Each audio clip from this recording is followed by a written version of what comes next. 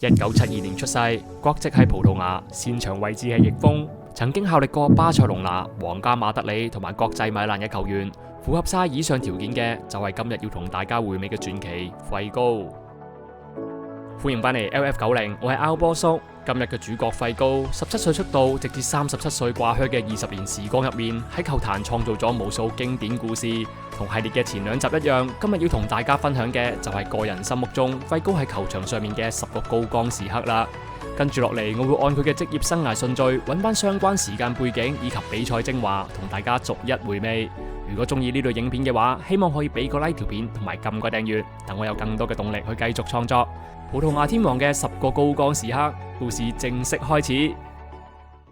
作為土生土長嘅葡萄牙人，費高出道嘅舞台理所當然就係本地嘅聯賽，而佢年少成名嘅地方，正正就係誕生過無數球星，外號綠絲軍團嘅士砵亭。喺1990年，17歲嘅費高正式進入一隊，打開咗傳奇故事嘅序幕。喺效力嘅5個賽季期間，憑住優秀嘅突破能力同埋極具創造力嘅踢法，費高好快就成為咗陣中嘅王牌球員，而且仲開始吸引到各支歐洲豪門嘅視線。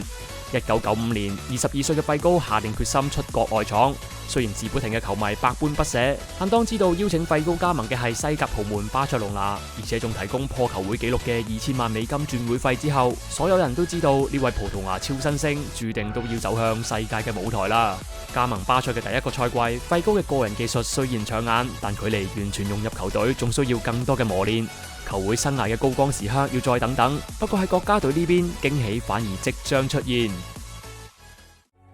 80至90年代嘅葡萄牙同今時今日嘅人才輩出情況唔同。自從1984年之後，葡萄牙已經連續2屆喺歐國杯嘅外圍賽出局，而曾經喺 U21 世青賽協助葡萄牙奪冠兼獲得賽事最佳球員嘅費高，喺晉身成為大國腳之後嘅1996年，終於不負所託，帶領葡萄牙再次闖入歐國杯嘅決賽周。雖然係首次進入國際大賽舞台，但係費高嘅表現並冇怯場，小組賽3場波都表現出色，喺中場同邊路不斷向世界球迷展現自己嘅高超技術。其中係對克羅地亞嘅賽事入面，費高接應隊友妙傳，單刀面對門將冷靜射入死角入網嘅呢一幕，亦都令球迷留下咗深刻嘅印象。可惜嘅係，雖然小組賽成功出線，但當時葡萄牙整體實力始終有限，最終佢哋喺淘汰賽8強止步，遺憾告別當屆賽事。不過呢個成績已經足以幫助球隊建立出自信基礎，對將來葡萄牙嘅復興之路帶嚟咗關鍵作用。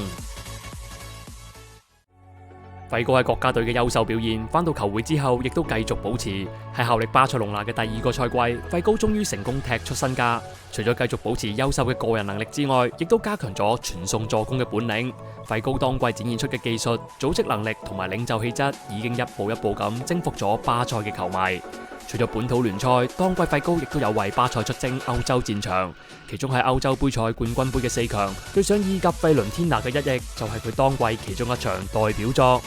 當年嘅費倫天拿實力絕對唔惹少，加上意甲嘅防守一直聞名世界，賽前媒體普遍預測費高今仗將會難以發揮。不過比賽開始冇幾耐，費高就已經進入狀態，喺邊路製造出極大威脅，帶領住隊友一直壓住對手狂攻。第42分鐘，費高把握一次罰球攻勢，精準傳俾隊友一頂破網，為巴塞喺臨完半場之前打破僵局。雖然下半場巴塞被積極反撲嘅費倫天拿追和至1-1，最終未能夠喺首回合取得勝仗，但實際上巴塞絕大部分時間都掌握住比賽嘅形勢，而製造出呢個場面。今場波喺左右翼不斷切換嘅費高，喺比賽之後亦都得到極高評價。費倫天拿雖然頂到首回合，但次回合就冇咁好彩啦。作客嘅巴塞隆拿以2球正勝，順利晉級決賽。其後佢哋更加一舉擊敗巴黎聖日耳門奪得冠軍，連同早前收穫嘅西班牙超級杯同埋國王杯，最終費高喺呢個賽季協助巴塞成為杯賽3冠王，揾到自己喺球會生涯嘅第一個高光時刻。橫掃杯賽嘅1年之後，巴塞隆拿繼而將目標定喺失落多年嘅西甲聯賽身上，而第3季效力嘅費高呢1年已經成為咗球隊嘅副隊長啦。由於正隊長哥迪奧拿長期受到傷病困擾，所以實際上費高當季好多時候都會帶上隊長臂章上場作賽。當年西甲雖然群雄割據，聯賽爭冠對手有好多隊，但講到巴塞嘅最大宿敵，永遠都係皇家馬德里。當季聯賽去到第9輪，兩隊分別排喺第1、第2位，焦點嘅國家打比兼榜首大戰一觸即發。而呢場波亦都將會係費高以巴塞隊長身份作客班納會嘅經典一戰。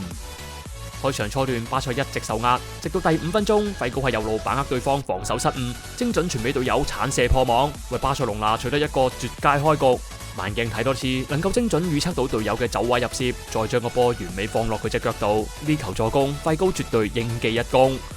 先失一球嘅皇馬當然唔會就咁被擊敗，隨後雙方正式展開咗對攻狀態，成場不斷攻守互換，巴塞2度領先，然後2度被追和，直到下半場嘅尾段，比數仍然維持喺2-2。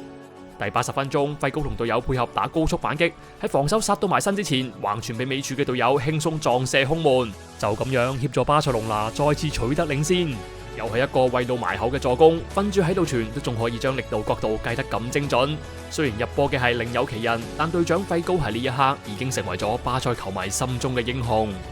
3-2嘅比數結果維持到完場，巴塞喺呢場國家打比取得關鍵3分。作客班拿貝要贏波，從來都唔係一件容易嘅事。但係1997-98年賽季，費高帶領球隊成功喺聯賽雙殺皇馬，憑住呢2場關鍵勝仗，最終如願捧起失落多年嘅西甲獎盃。值得一提嘅係，作為陣中靈魂人物，費高喺季尾嘅慶祝晚會上，同隊友一齊將頭髮染成巴塞會徽嘅顏色，然後仲帶領球迷一齊高唱嘲諷皇馬嘅歌曲。此時此刻，相信所有人，包括費高自己，都唔會估到呢個齊心對抗皇馬嘅境況喺未來將會發生翻天覆地嘅轉變。翻嚟國家隊呢邊，由於98年世界盃葡萄牙未能晉級決賽周，所以2年後嘅2000年歐國盃，費高先至再有機會企上國際舞台。上屆既然入到8強，球迷對今屆葡萄牙嘅成績自然更有期望。只不過當小組抽籤結果出爐，知道同組對手有英格蘭、德國同埋羅馬尼亞之後，葡萄牙嘅球迷即時變得憂慮不安。而佢哋嘅擔心亦並非杞人憂天啊！小組賽第一輪面對英格蘭，比賽只係去到第18分鐘，葡萄牙已經2球落後。正當以為大局已定之際，費高喺第22分鐘用一球超級遠射為球隊重燃希望。呢球除咗成為當屆賽事金球之外，亦都成功踢翻起葡萄牙嘅士氣。最終佢哋連入3球，戲劇性反勝英格蘭，攞到出線關鍵嘅寶貴3分。第2輪對羅馬尼亞，葡萄牙雖然攻勢比較多，但係一直都揾唔到入球機會。直到90分鐘嘅補時階段，費高開出自由球，精準傳俾隊友一頂破網，完成絕殺兼成功出線。連續2場喺關鍵時刻都係靠晒佢，能夠喺死亡之組突圍而出，費高絕對係最大功臣。隨後入到淘汰賽8強面對土耳其，費高嘅表現繼續火熱，先喺上半場尾段右路長傳助攻隊友頭槌破網，為球隊打破僵局取得領先。然後喺下半場嘅第56分鐘扭到對方守衛跌低，再交俾隊友門前輕鬆破網。就係呢2腳助攻協助葡萄牙2-0淨勝土耳其，昂首闊步晉級4強。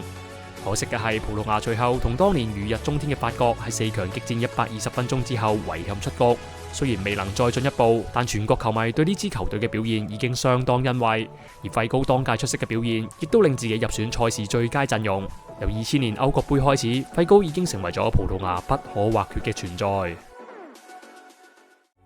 喺歐國盃閉幕之後，費高球員生涯最重大嘅事件亦都即將發生。2000年夏天，佩雷斯競選皇家馬德里會長嘅時候，對外公開承諾要為皇馬打造一支銀河艦隊。而第一位艦隊成員，正正就係死敵巴塞隆拿嘅核心費高。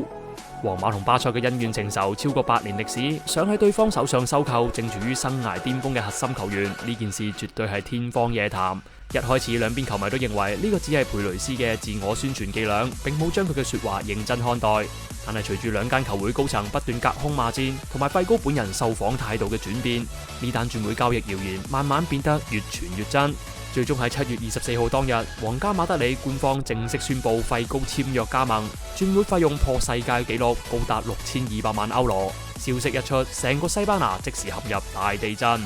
對於費高轉會嘅原因，一直都冇標準答案。有人話佢早已同巴塞高層關係決裂，亦都有人話佢單純係為咗金錢。而喺費高嘅自傳當中，曾經講到喺轉會交易初期，自己毫不知情，一直都係經理人同佩雷斯暗地裏單獨協議，直到後期件事發展到不可收拾嘅局面，自己先會作出呢個轉會決定。真相係點？相信只有幾位當事人先會清楚。但對永遠冇辦法知道故事內幕嘅巴塞球迷嚟講，費高嘅轉會就係一種單純嘅傷痛，一種背叛。同年10月21日，費高首次以皇馬球員身份作客老營。雖然估到唔會有人歡迎自己，但係估唔到場面竟然如此瘋狂。燒波衫、半途標語、數之不盡嘅宗旨，仲有掉到好似落雨咁嘅雜物。如果唔係有大量警衛在場控制，費高嘅人身安全真係冇人可以保證得到。類似嘅畫面喺之後幾季作客老營嘅賽事都會重複出現。雖然巴塞球迷每次掉嘅雜物都有所不同，但費高面上掛住嘅都仲會係同樣嘅哀傷表情。即使背負住巨大嘅爭議，費高並冇喺壓力面前屈服，而係用球場上嘅優秀表現逐漸驅散輿論嘅硝煙。加盟皇馬後嘅第一個賽季，費高迅速融入球隊，喺右路幾乎以一己之力撐起皇馬成個中前場。當季其中一場對艾拉維斯嘅聯賽，費高交出嘅表現猶如全季嘅縮影一樣。第50分鐘，費高開出角球，精準揾到尾柱就甩防守嘅隊友，用頭槌幫助皇馬拉開領先優勢。10分鐘之後，費高喺右路連過兩人，一腳力度啱啱好嘅挑傳，再次將個波送俾隊友輕鬆破網。去到比賽尾段，費高越踢越有，完成埋助攻帽子戲法，以無可挑剔嘅表現結束今場賽事。早喺季中嘅2000年底，費高已經獲選為當屆金球獎得主。當時有唔少人認為得票第2嘅施丹表現更加值得獲獎。面對質疑嘅聲音，費高隨後喺當季交出14個入球、27個助攻嘅超強表現，協助皇家馬德里時隔4年後再次重奪西甲冠軍，而且個人再下一城，捧走埋當季嘅世界足球先生獎項。嚟到呢一刻，先前質疑嘅人已經變得鴉雀無聲，只可以默默咁望住費高成功實現個人榮譽嘅大滿貫。1年之後，皇馬嘅銀河艦隊計劃有新進展，法國球王施丹空降班拿貝同費高成為隊友。雖然因為要讓出活動範圍俾施丹而影響咗入球同埋助攻嘅數據，不過費高對皇馬嘅進攻端依然有住關鍵作用。當季首場歐冠小組賽，皇馬作客硬撼意甲冠軍羅馬，莫講話要全取3分，能否全身而退都係一個問號。上半場雙方激戰打成平手，直到下半場第50分鐘，費高用一個超靚罰球改變局面。慢鏡見到個波，直到過咗人牆先至突然轉向，對方門將就咁反應不及，只可目送個波直飛入網。